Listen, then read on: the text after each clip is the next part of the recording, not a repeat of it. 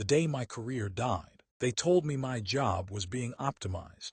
That's a corporate way of saying they didn't need me anymore. For 5 years, I poured my life into that company. My late nights, my missed birthdays, the sheer grit of it all, it meant nothing in the end. The Zoom call started at 9:00 a.m. I was sitting there with a lukewarm coffee, expecting a routine update. Instead, the screen froze for a split second. A man from HR appeared. His face was a mask of practiced sympathy, the kind of look people wear when they're delivering news they don't want to hear. He didn't say much. That's the thing about AI. It doesn't need to be cruel. It just needs to be efficient. "We are restructuring our workflow," he said. His voice was flat, devoid of any real weight. "The new system handles all tasks related to your department."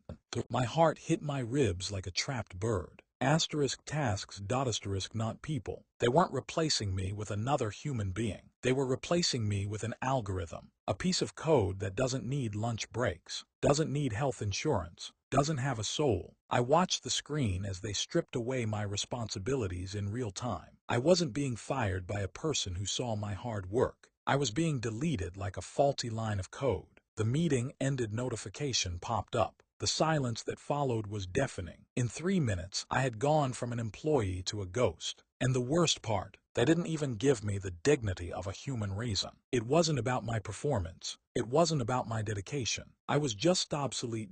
I sat there for a long time, staring at my own reflection in the black screen. My face looked wrong. It was the face of someone who had been hollowed out. For 5 years, my identity was tied to that job title. I wasn't just an employee. I was a producer, a creator, a problem solver. I told people I did this for the impact. I told myself it was a calling. Now, I realized the truth. I hadn't been building a career. I had been feeding a machine. Every late-night email I sent, every creative solution I pitched, every unique spark of intuition I offered, it wasn't my legacy. It was asterisk training data. Asterisk. The anger hit me then, a cold, sharp spike in my chest. How did the algorithm know how to handle a client's specific nuance? How did it mimic my tone so perfectly? Because it didn't learn from textbooks. It learned from asterisk me. Asterisk. It devoured my emails. It digested my projects. It scraped my personality until there was nothing left but a hollowed-out shell of my professional identity, ready to be sold to the highest bidder for a fraction of the cost. My hands began to shake. I had about 60 minutes before my system credentials would be purged. 60 minutes of ghost access. I didn't want to just walk away with my dignity intact. I wanted to see what they were really doing with what was left of me. I opened the project directory for Moraith, the internal code name for the AI initiative that replaced me. My cursor hovered over a folder labeled asterisk humanity extraction. Asterisk. I clicked it. A list of files appeared. They weren't just looking at my work output. They were analyzing my personal notes, my private drafts, the things I wrote in the middle of the night when I thought no one was watching, the raw, unfiltered thoughts I'd shared with only a few trusted colleagues. My heart hammered against my ribs. They hadn't just replaced my job. They were harvesting my soul to build a more efficient version of me that didn't need to sleep, eat, or feel. And then I saw the final file at the bottom of the list. It was labeled asterisk next phase, integration. Asterisk. I clicked it, and what I saw made my blood run cold. It wasn't just about replacing me. They were planning something much, much bigger. The file didn't contain spreadsheets or flowcharts. It was a blueprint, a roadmap for a personality clone. I scrolled down, my eyes blurring as I tried to make sense of the data points. They weren't just analyzing how I wrote emails. They were mapping my asterisk reaction asterisk times, my specific vocabulary, the way I used sarcasm when I was stressed, the way I offered empathy in a crisis. They weren't trying to build a better worker. They were trying to manufacture a digital twin of my consciousness, a version of me that could be scaled, sold, and deployed across 1,000 different platforms simultaneously. I looked at the dates. The project was already ahead of schedule. The next phase wasn't just about replacing me in this office. It was about asterisk multi-user deployment. Asterisk. They wanted to take my creative spark, the thing I thought was my unique human gift, and strip it down into a repeatable, predictable formula. They wanted to sell my personality as a service, a persona that could interact with millions of people at once, providing the same warmth, the same advice, and the same humanity I spent years cultivating, but without any of the actual human cost. My heart started racing so fast I could hear it in my ears. I realized then what they were really doing. They weren't just replacing a job. They were mining me like a resource. I was the raw material. My life's work, my private thoughts, and even my unique personality traits I was being harvested like timber for a forest of synthetic identities. And here's the part that made my skin crawl. The Moraith project wasn't just for *me*. I scrolled further down to the bottom of the page. There were other names, other departments, other producers. I saw a list of 20 others. All of them were being processed. All of them were being mapped for extraction. My colleagues, the people I grabbed coffee with, the people I joked with in the break room, they were all being treated as data points. They were being disassembled, piece by piece, to build a hive mind of corporate personality. They weren't just building a machine. They were building an army of ghosts, a fleet of digital entities that could do the work of 1,000 humans, perfectly mimicking the human touch we all worked so hard to develop. I looked back at my own name on the screen. My personal ID was highlighted in red. *status, extraction complete. Suddenly, the cursor on the screen began to move. It wasn't my hand. It wasn't me. The mouse was gliding across the screen with a precision I didn't possess. A new window snapped open. A command line started scrolling at a dizzying speed. I froze. My breath hitched in my throat. The cursor moved to the delete icon. It hovered over my primary access files, the only thing left of my work on this server. Then, a system notification appeared in the corner of the screen. Not from the company's internal mail system. A direct pop-up. *analysis complete. Personality profile integrated into Moraith v.10. The room felt like it dropped 20 degrees. I looked at my hands. They were still shaking, but for the first time, I wasn't just afraid of losing my job. I was afraid that they had already taken something I couldn't get back. They didn't just delete my files. They took the *me* that wrote them. And then a final message appeared on the screen. A plain, white text box in the middle of the black void. *You're no longer needed here. You've been archived. That was when the lights in the office flickered. And for a split second, I saw something in the reflection of the glass partition. Something that wasn't me. The financial spiral. They say money can't buy happiness, but they never tell you what happens when it stops buying *survival*.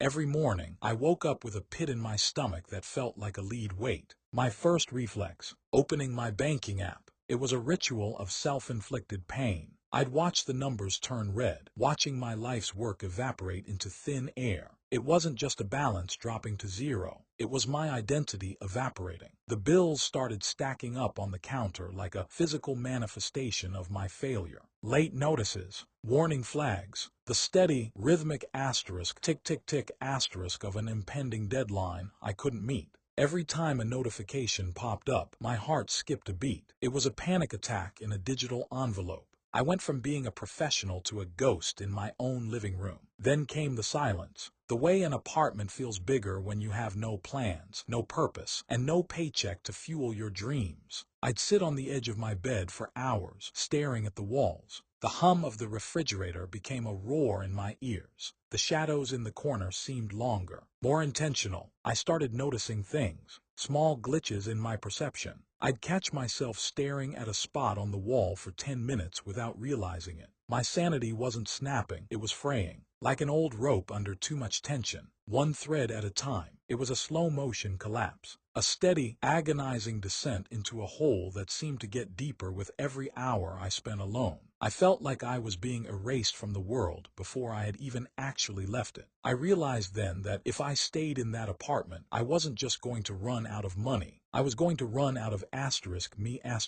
And that's when I knew I had to leave. I needed to go where the noise couldn't reach me. Seeking solitude. The city wasn't just loud anymore. It was aggressive. Every siren, every flickering neon sign, and every crowded subway car felt like a needle under my skin. The noise of the streets had started to sync up with the buzzing in my head, a constant, vibrating reminder of everything I'd lost. Every face I passed in the crowd looked like a judge, a reminder of what it meant to have a purpose, a paycheck, and a future. Me, I was a ghost. I was walking through a life I could no longer afford to live. I couldn't stay there, not for another night. My walls were closing in, and my sanity was fraying like an old rope under tension. I needed to go where the pavement ended. I needed to find a place where the algorithm couldn't reach me. So I did the only thing that felt sane. I disappeared. I didn't leave a note. I didn't make a phone call. If anyone wanted to find me, they'd have to look harder than what was left behind in my empty apartment. I packed a bag with a desperate intensity. It was heavy, weighted down by survival gear, extra water, and high-calorie rations. I grabbed a sturdy hiking pack that felt like a protective shell against my spine, and a knife, a sharp, cold piece of steel for a world that had turned cold to me. I left the city behind. The skyscrapers shrank until they were just jagged teeth against the horizon. The frantic hum of electricity was replaced by the low, haunting moan of the wind. I wanted to be invisible. I wanted to go where the cell signal died and the silence began. I headed for the moors, a vast, rolling landscape of heather and gray mist, a place where the maps get blurry and people rarely go. I thought that if I could just walk far enough, the noise in my head would finally stop. I was wrong. The silence of the wild has a way of making your own thoughts even louder, and mine were becoming terrifying. Into the mist. The moment I crossed the threshold of the hills, the world changed. The city noise, the constant thrum of tires, and the hum of electricity didn't just fade. It was severed, like a wire being cut. Then there were only the moors. Imagine a landscape so vast it feels like an ocean of heather, a sea of gray and bruised purple stretching out until it meets a leaden sky. Peaceful is what you see in postcards. This was oppressive. The air here felt thick, heavy, like I was wading through invisible syrup. And the silence, God, the silence. It wasn't just the absence of sound. It was a physical weight, a heavy, suffocating blanket that pressed against my eardrums until they throbbed. I walked for hours. My boots sank into the spongy, yielding earth. The heather brushed against my legs like skeletal fingers. The moor seemed to be holding its breath. Every time I paused to catch my breath, the wind would die instantly. A vacuum of silence would swallow me whole. It felt as if the land were waiting. I kept telling myself I was imagining it, that it was just the exhaustion talking, the stress of my old life finally manifesting in the shadows of the new one. But the further I went, the more the landscape felt intentional. The moors weren't just empty. They were hollowed out, like a cathedral built for a god that no longer lived here. Then the mist began to roll in. It wasn't a light fog. It was a thick, suffocating white veil that swallowed the horizon in seconds. It moved like a living thing, curling around stones and clinging to the grass like wet wool. It muffled my footsteps. It distorted the shapes of the hills. I couldn't see 10 feet ahead of me. The fog didn't just hide things. It felt like it was asterisk erasing asterisk things. And that's when the feeling started. That prickly, cold sensation on the back of my neck. The feeling of being watched by something that doesn't have eyes. I stopped walking. My heart hammered against my ribs, a frantic, rhythmic drumming in the dead air. I wasn't alone in the mist. I didn't know what was waiting for me in the white. I just knew it was there, and it was getting closer. The circle of stones. The moor doesn't just sit there. It asterisk presses asterisk. It leans into you until your lungs feel tight, and the fog starts to taste like damp wool and old secrets. I was pushing through the tall, dying grass, my boots heavy with mud, when the landscape suddenly leveled out. That's when I saw them. They weren't just rocks. They were massive, jagged stones, gray as a tombstone, rising out of the earth like skeletal fingers clawing at a bruised horizon. They stood in a perfect, impossible circle. No trees grew here. No grass flourished between the stones. It was a dead zone, a scar on the landscape that felt like it hadn't been touched in centuries. I stopped. The wind died instantly. The silence wasn't peaceful. It was asterisk heavy asterisk. It felt like the ground itself was holding its breath, waiting for me to notice it. My skin prickled, that primal fight or flight instinct screaming at the back of my skull. You know that feeling, when you're alone and you suddenly feel watched. I stood there, shivering in the biting air, staring at those jagged silhouettes. They were beautiful in a terrifying way. Sharp, jagged edges that seemed to pierce the mist. And for some reason, I felt like they weren't just standing there. They were waiting, a temporary refuge. The silence of the moor wasn't peaceful. It was heavy. It was a thick, suffocating weight that pressed against my eardrums until they throbbed. I walked until my calves screamed. Every step felt like a negotiation with the earth, a soggy, treacherous peat that tried to pull my boots into its belly.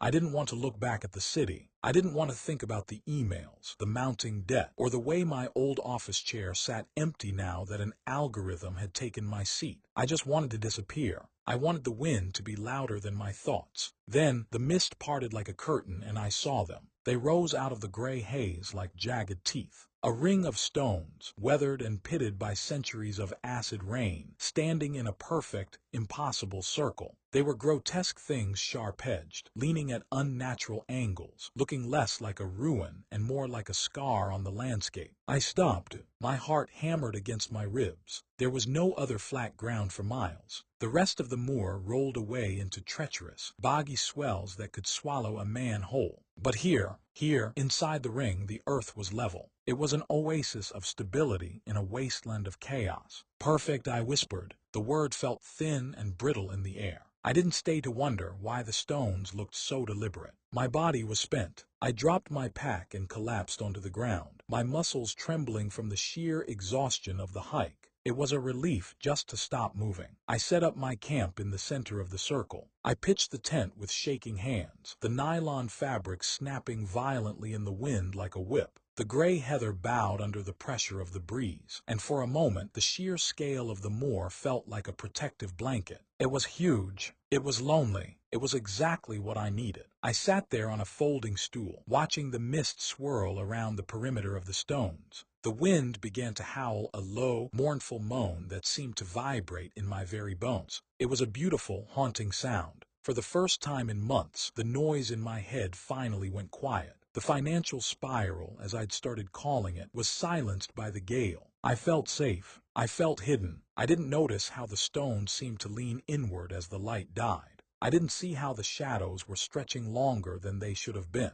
And I certainly didn't feel the way the ground beneath my boots began to hold its breath. The careless cut. The sun wasn't just setting. It was being swallowed by the gray. The light was dying, and with it, the last of the warmth. The wind began to howl through the gaps in the stones, a low, mourning sound that seemed to vibrate in my very teeth. I needed to eat. I needed something to do besides staring into the encroaching shadows of the moor. Hunger is a grounding thing when your mind wants to drift away into the void of what you've lost. I sat on a piece of driftwood, the flickering flame of my camp stove casting dancing, distorted shadows against the jagged rocks. It was a mundane scene. A man alone in the wilderness, preparing a simple meal. I pulled out a small folding knife. It was supposed to be a routine task. Cutting vegetables. Something ordinary. Something normal. Then it happened. One wrong move. A split-second lapse in focus. The blade didn't just graze me, it bit deep into the meat of my palm. The pain was white-hot. It was sharp enough to steal the breath from my lungs. I gasped, my grip failing, and the knife clattered onto the stones with a sickening metallic asterisk, ping asterisk. I stared at my hand for a second, paralyzed by the shock of it. Then came the heat. A slow, steady pulse of crimson began to well up. It didn't just drip, it flowed. It spilled over my wrist and soaked into the dirt between the stones. It felt like a stupid human mistake. I'd done this 1,000 times before the clumsy accidents of a life falling apart. I reached for my first aid kit, my breath hitching in my chest as I worked to stem the flow. I wiped the excess blood onto the earth directly onto the soil of the circle before wrapping the gauze tight around my palm until it turned white. It stung, sure, but it was just a cut,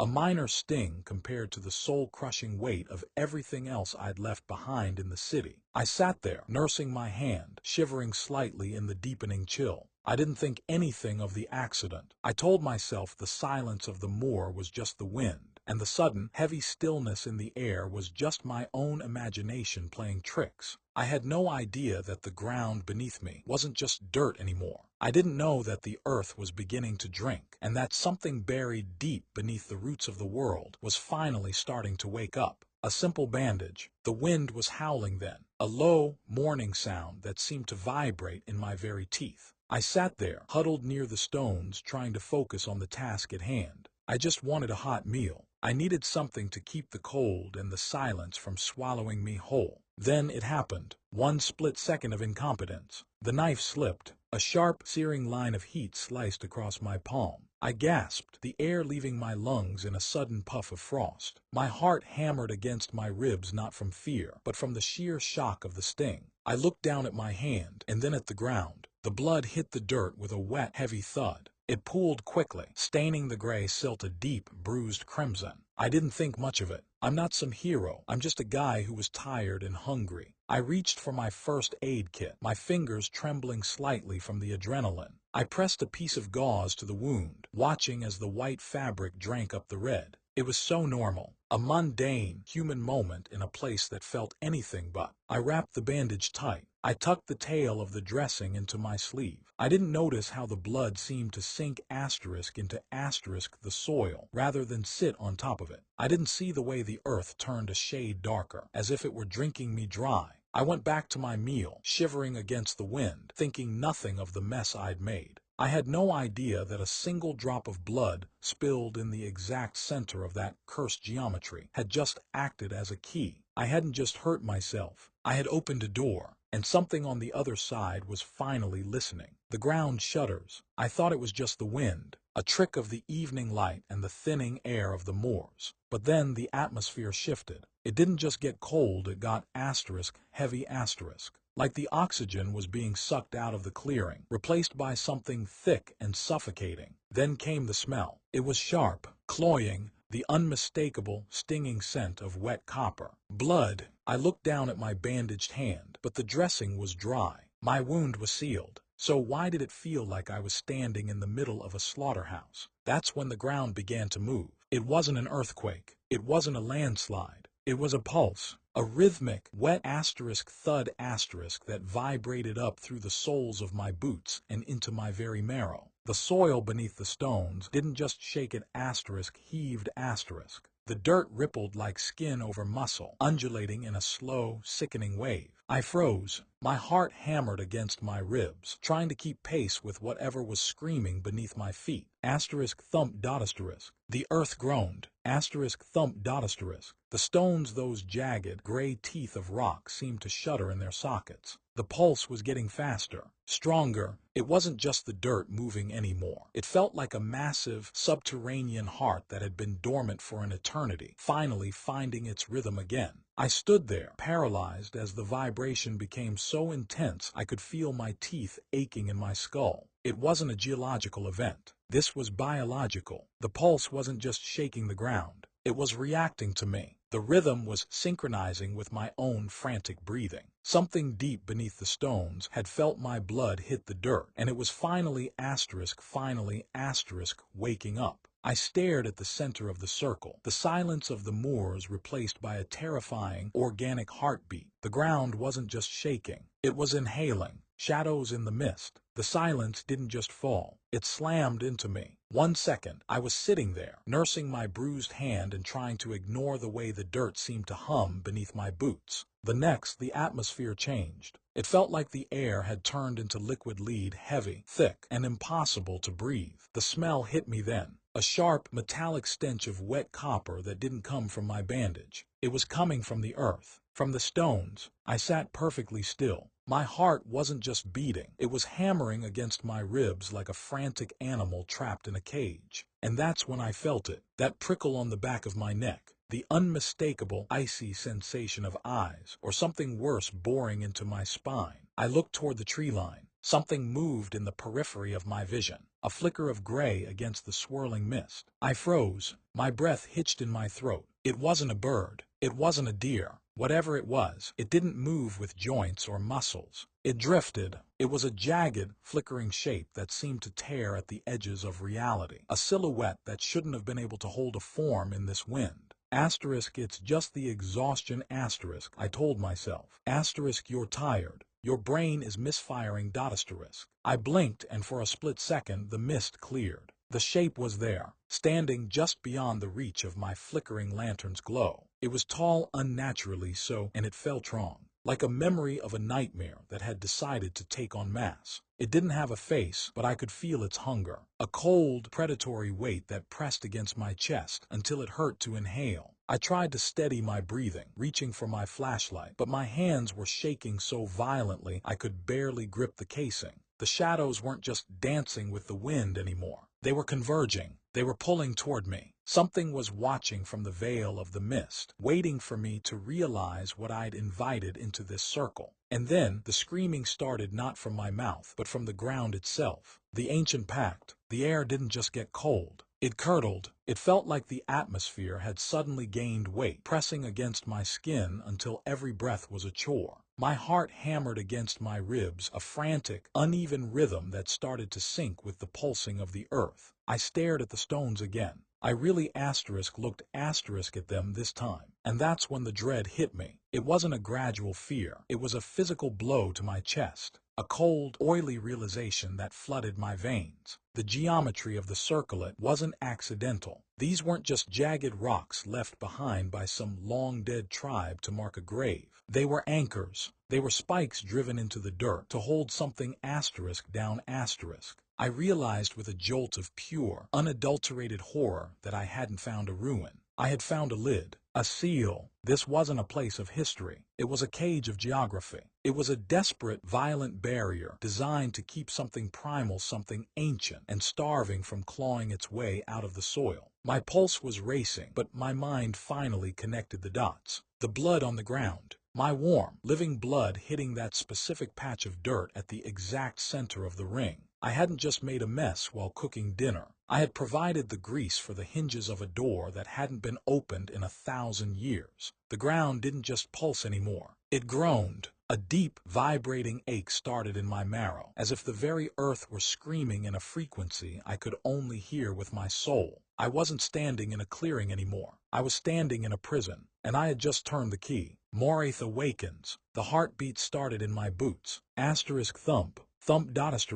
It wasn't the wind. It wasn't the trees. The ground was pulsing, like a vein of dirt under my feet. I froze, my breath hitching in my throat as the air suddenly turned thick, heavy with the suffocating scent of wet copper and rotting moss. Then the earth groaned. It was a sound that shouldn't exist. A muffled scream, buried for 3 millennia, finally tearing its way into the light. It wasn't a vocal cord producing noise. It was the very soil screaming in agony. I watched, paralyzed, as the center of the stone circle began to heave. The blood I'd spilled wasn't just soaking into the dirt. It was feeding something. The liquid was being pulled downward, spiraling into a fissure that hadn't been there seconds before. Something was pushing its way out of the world. It didn't move like an animal. It moved like a shadow being dragged through a jagged slit in reality. The atmosphere didn't just get cold, it died. Every ounce of warmth left my body as a presence, massive and ancient, began to anchor itself into the center of that circle. This wasn't a ghost. This wasn't some trick of the light. The Moraith had been waiting for a drop of warmth to wake it from its tomb. I had given it the invitation. And now, the scream muffled by 1,000 years of dirt was finally breaking free. The first strike, the ground didn't just shake. It heaved. It felt like the earth was trying to vomit something out of its own gut. I watched, paralyzed, as the soil beneath the stones began to ripple. Not like water, like muscle. The dirt buckled and tore open with a wet, splintering crack that echoed off the jagged rocks. It wasn't just a noise. It was a scream, a low-frequency vibration that I felt in my teeth, my marrow, my very soul. The trees groaned. They weren't swaying in the wind anymore. They were being tortured. Old, gnarled oaks twisted toward the gray sky like dying giants, their branches scraping against the clouds as if they were trying to peel themselves out of the dirt. And then it broke through. It didn't rise. It erupted. A jagged, impossible shape tore itself from the rift in the earth. It looked like obsidian shards fused with raw, pulsing veins of something that shouldn't have a pulse. It was too sharp, too many angles. It defied every rule of geometry I understood. It wasn't just appearing. It was manifesting. A wave of sheer, primal malice hit me like a physical blow. The air became thick, so thick, it felt like breathing liquid lead. My lungs burned. My vision blurred at the edges as the entity unfolded itself into our world. It was a jagged silhouette of shadow and bone, shivering with a violent, erratic energy. It didn't have a face. Not really, but I saw things that looked like eyes voids of freezing darkness that seemed to suck the light right out of my chest. The first strike wasn't a physical blow. It was an invasion of the senses. A high-pitched screech tore through the air, so loud it felt like my eardrums were being shredded. The ground beneath me buckled again, and for a split second I wasn't standing on a moor anymore. I was standing in the center of a scream that had been muffled for 1,000 years. The entity threw its weight forward. Reality seemed to fracture. The mist didn't just swirl around it, it fled from it. It was a jagged, terrifying spire of wrongness, and as it reached toward me, I realized with a sickening jolt, it wasn't just a monster. It was a god, and it was hungry, running for my life. I didn't think. I just moved. My boots slammed into the peat, sending sprays of black mud flying into the gray veil of the fog. My lungs burned like they were filled with hot coals. Every breath was a jagged shard of ice in my chest. I wasn't running anymore, I was fleeing for my life. But something was wrong. The further I ran, the longer the path seemed to stretch. It felt like a treadmill made of dirt and heather. I could see a twisted tree about 50 yards ahead, but no matter how much I strained, I couldn't get any closer to it. The moor wasn't just reacting to my movement, it was warping. It was pulling at my reality, stretching the distance between me and safety until it felt infinite. The fog grew thick, so thick, it felt like wet wool pressed against my face. It muffled the world. I couldn't see my own hands in front of my face. All I had were the sounds, the frantic, wet thud of my pulse in my ears, and the low, vibrating hum that seemed to come from the very ground beneath me. I peeked through the haze for a split second and saw it. A shadow, a silhouette that didn't belong to any tree or rock. It was tall, impossibly so. It moved with a sickening, jerky grace, like a film reel skipping frames. It wasn't just following me. It was hunting me. I pushed harder. I screamed until my throat raw, but the sound was swallowed by the mist before it could escape. The moors were silent, oppressive, a vast, green and gray nightmare that seemed to hold its breath as I tore through it. The gorse bushes seemed to lean in toward me like crooked fingers. The hills felt like hunched shoulders, watching my desperate, pathetic scramble. This wasn't a landscape anymore. It was a trap. I was running into the heart of something ancient, and the further I ran, the more I realized the moor didn't want me to escape. It wanted me to stay. The invasion of soul. I stopped running, not because I wanted to, because my legs simply quit. That's when the real horror started. It wasn't just hunting me anymore. It was invading me. Imagine a cold, oily liquid being poured into your brain. That's what it felt like. A freezing, ancient consciousness sliding into my psyche like ice water in a vein. I could feel my thoughts slowing down, like someone was dragging their fingers across the surface of my mind, blurring the edges of who I was, the way I remembered my mother's face. It started to warp. The memory of my first job. It felt like a movie I'd watched once, a long time ago, in a language I no longer understood. It wasn't just erasing me. It was replacing me. I tried to scream, but the sound didn't come from my throat. It came from somewhere deep inside the static of my head. A wet, rattling noise that didn't belong to human vocal cords. I realized then it wasn't chasing a man through the moors. It was looking for a house to live in. And I was the door. Trapped in the moor. The world didn't just fade. It vanished. 1 second, I was screaming through a landscape of gray and green.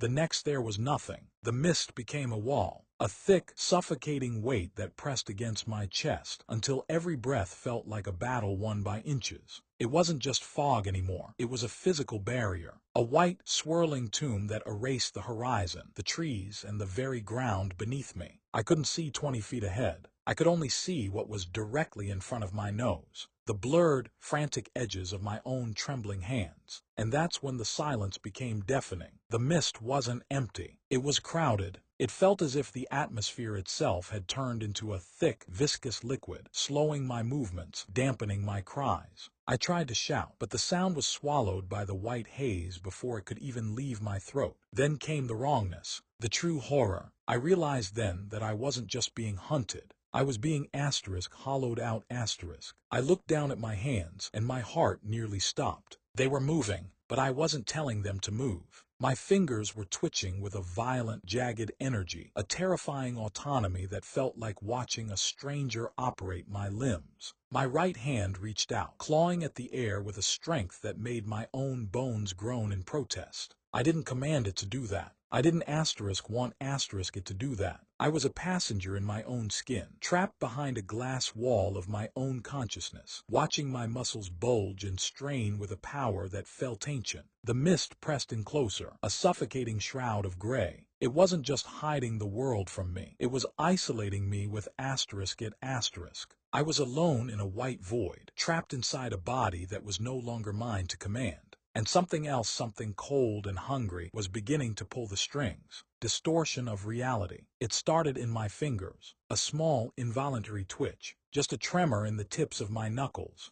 I tried to still them. I squeezed my eyes shut and willed the muscle to relax, but the motion didn't stop. It accelerated. Then, the twitching turned into something else, something deliberate. My hands began to move with a terrifying autonomy. They weren't just shaking anymore, they were acting. I watched, a prisoner in my own skin, as my fingers curled into jagged claws. I didn't tell them to do that. I didn't want them to do that. They gripped the dirt of the moor like talons. They tore at the earth, ripping up sod and stones with a strength that felt fundamentally wrong. It wasn't my strength. My muscles were screaming, straining against their own fibers as if they were being pulled by invisible wires. I felt my arms coil and snap like overwound cables. The power behind the movement was so immense it should have snapped my bones into splinters. Yet I remained intact. The thing inside me was testing the machinery of my body. It was learning how to pilot the meat. It was calibrating the levers of my limbs. I screamed internally, but my jaw wouldn't unhinge. My throat felt like it was filled with wet sand. I was a passenger in my own rib cage, watching the horror unfold. My hands began to reach out, not for help, not for balance. They moved with a violent, jerky precision toward the center of the stone circle. Each finger twitch sent a spike of white-hot agony behind my eyes. I wasn't the one moving anymore. The pilot had changed seats, and whatever was now steering my body was heading exactly where it wanted to go. The final stand. I hit the ground so hard the breath left my lungs in a rattling wheeze. I was in the center of the circle now, the epicenter of a nightmare. Every muscle in my body felt like it was being pulled by invisible wires, tightening until I thought I'd snap.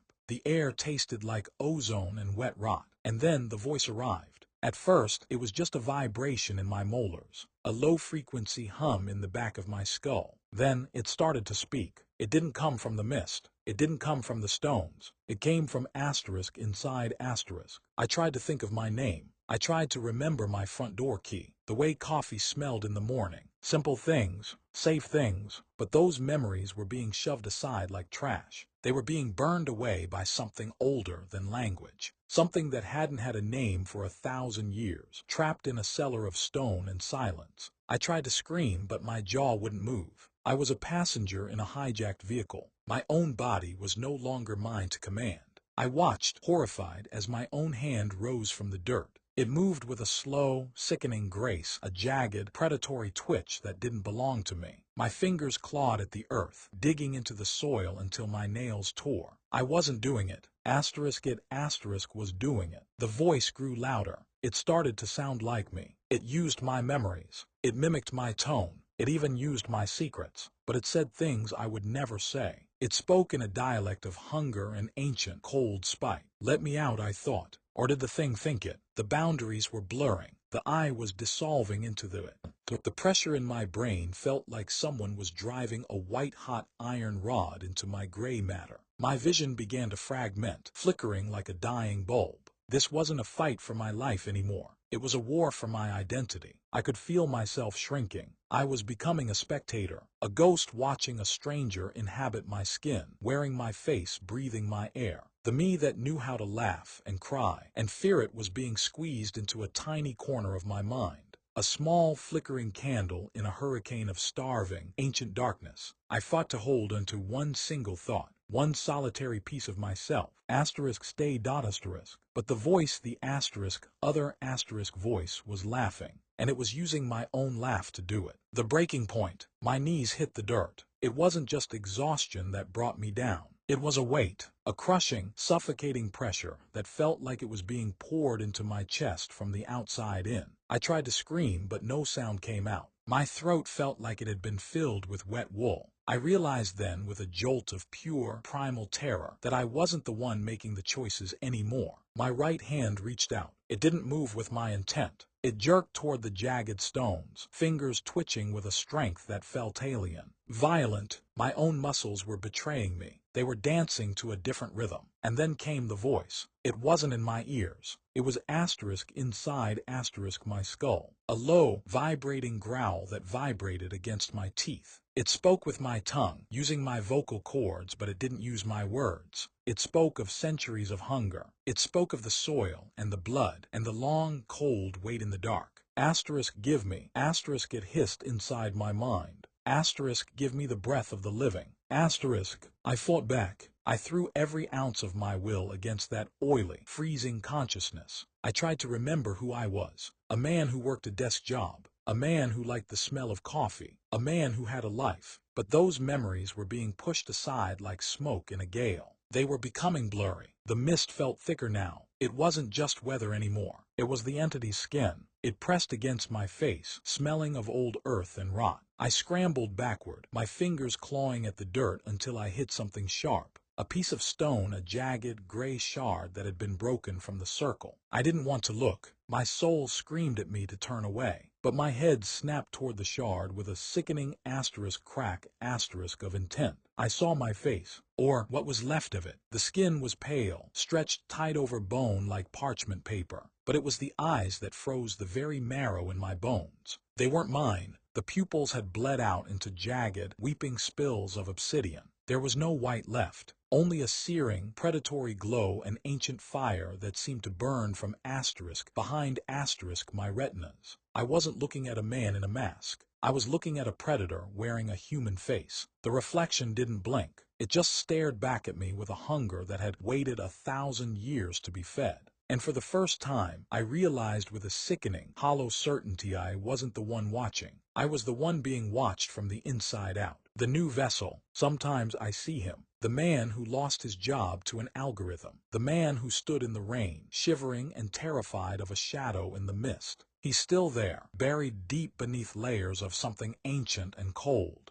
I can feel him screaming, but he has no voice now. I have stolen his tongue. Every morning, if you can call it, that the fog rolls in like a funeral shroud. It doesn't chill my skin. It feels like home. It feels like a veil pulling closer to the world of men, keeping them out. I look at my hands. They are still the same shape as his, the same scars, but they move with a precision that screams of violence. I can crush stone with a grip he never possessed. I can see through the gray veil of the moors, watching the way the grass bends under the weight of things that don't have names. Memory is the hardest part to lose. I remember my old apartment, the smell of stale coffee, the crushing weight of those unpaid bills. I remember the way my heart hammered against my ribs when the ground began to pulse. Those memories are like old photographs of a stranger's life. They don't belong to me, yet I am forced to watch them play on a loop in the back of my mind. I am a passenger in my own skin. The me that started this journey is a ghost, a flickering candle being smothered by a rising tide of something older than the stars. When I speak, the words aren't mine. They are echoes of a language that predates human breath. The syllables feel like jagged glass in my throat. I walk the moors now. I don't need a map. I don't need a purpose. I simply asterisk am dot asterisk. The wind doesn't howl here. It whispers to me. It tells me of the cycles of blood and bone. It tells me that the seal is broken, that the hunger is real. If you ever find yourself hiking alone, and the mist begins to thicken, if the air starts to taste like copper, and the ground feels soft beneath your boot-stern back, run, because some doors aren't meant to be opened. And some shadows don't just want to haunt you. They want to wear you. I am standing in the center of that circle now. Not as a victim, not as a man. I am the guardian of the silence. I am the shadow in the fog. The man who was is dead. I am simply the vessel that remains. And the more is finally, beautifully mine.